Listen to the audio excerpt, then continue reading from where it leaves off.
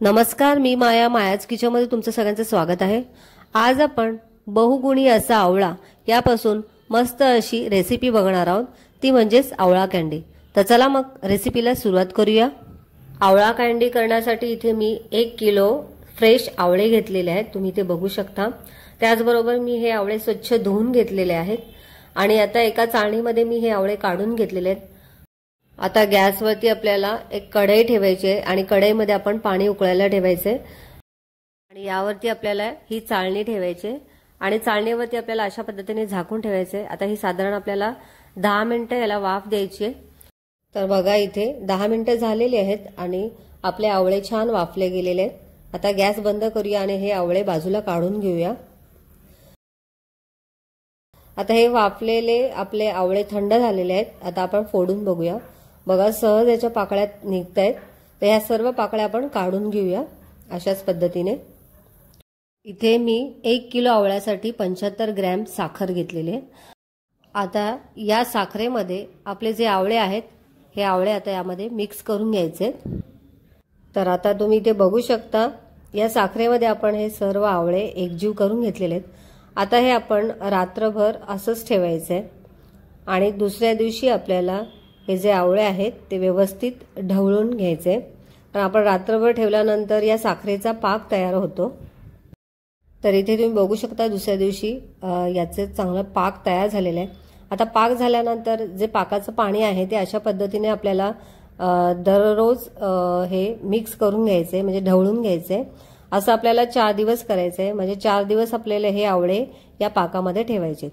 आता जवळजवळ 4 दिवस झालेले आहेत आणि मी दोन्ही टाइम हे जे आवळे आहेत किंवा आवळ्याचा जो पाक आहे तो छान असा मी ढवळून घेत होती आणि त्यामुळे याच्यावरती कुठल्याही प्रकारची बुरशी आली नाही.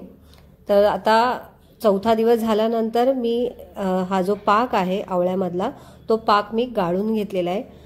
आता इथे आवळ्यामधला जो पाक आहे तो पाक अशा पद्धतीने निघतो. हा पाक तुम्ही सरबत म्हणून वापरू शकता.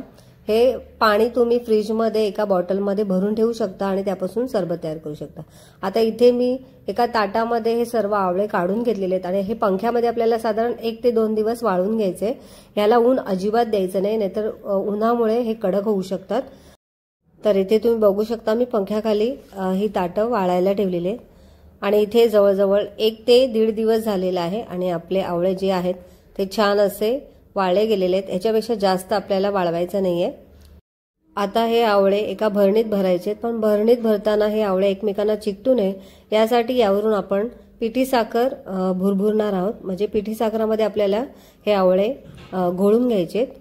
आता इथे या ताटामध्येच आता मी इथे एक चाळणी घेतलेली आहे. या चाळणीमध्ये पिठी साखर घालायची आहे आणि अशा पद्धतीने ही पिठी साखर आपण या आवळ्यावरून अशा पद्धतीने पसरवून घेऊया, म्हणजे पिठी साखरात घोळून घेऊया, म्हणजे आपले जे आवळे आहेत ते एकमेकांना चिकटणार नाही.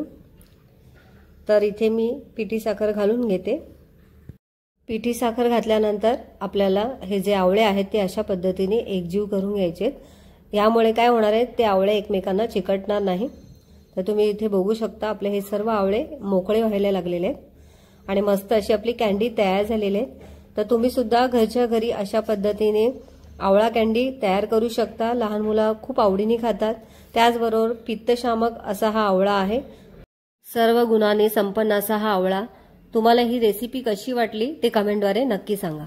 व्हिडिओला लाईक करा, शेअर करा आणि बेल आयकॉनला क्लिक करा, जेणेकरून माझे नवनवीन रेसिपीचे नोटिफिकेशन तुमच्यापर्यंत पोहोचतील. रेसिपीविषयी तुम्हाला काही प्रश्न असतील तर डिस्क्रिप्शनमध्ये टेलिग्रामची लिंक दिली आहे, जॉईन करा.